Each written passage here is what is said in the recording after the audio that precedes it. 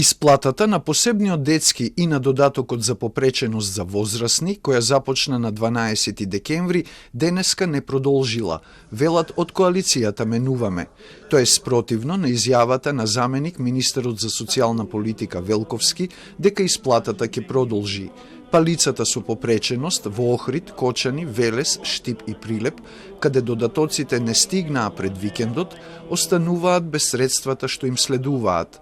Додатоците не се исплатени и во дел од други општини низ Македонија, а не се исплаќаат ни надоместоците за ноември на личните асистенти на лицата со попреченост и надоместоците на плата за скратено работно време наменети за родителите кои имаат деца со попреченост, велат од коалицијата.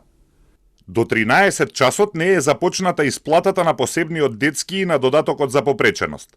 Ниту се исплаќаат надоместоците за ноември на личните асистенти на лицата со попреченост, а ни надоместоците на плата за скратено работно време на родителите на деца со попреченост.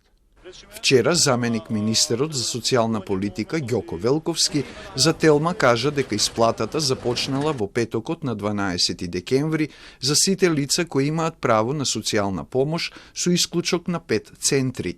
Велковски рече дека налогот е веќе во трезорот и исплатата ќе биде во текот на денешниот ден. Тој исто така кажа дека нема да се доцни ни со исплатата на надоместоците на личните асистенти за ноември, ниту со исплатата на надоместоците на плати за скратено работно време за родителите кои се грижат за деца со попреченост.